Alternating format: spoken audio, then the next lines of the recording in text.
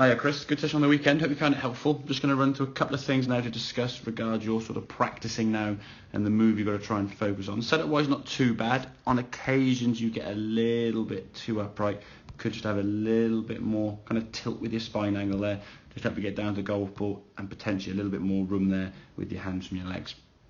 Other than that, the main thing to focus on now is that swing of the club going back, getting those arms to work more up. You can see here your head dropping and the arm now working very, very low relative to your shoulders. I mean, if the head's dropped in general terms, that would make your arms go up higher.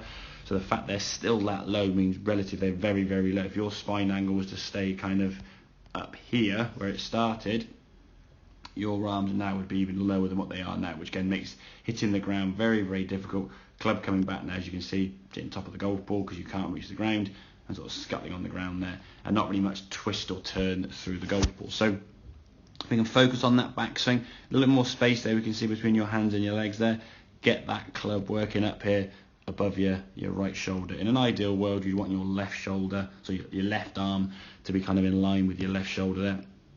Just gives you a better angle now for that club to come back in the golf ball, and as the old saying goes, what goes up can start coming down. Now you can see on this contact here, just before the golf ball, that club is slightly nearer you than ideal, partly because you have to stand quite close to the golf ball, and the club is just swinging out too far this way out to the right because of your low left arm position.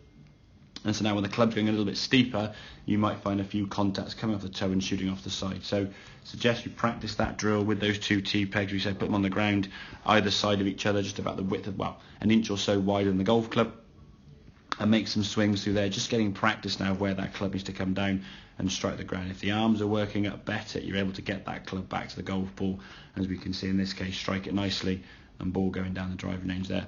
With a good turn there through the golf ball, we can work on this right side now, moving potentially more in that next lesson. So hope that makes sense. Any questions, obviously give me a shout and I'll catch up with you soon.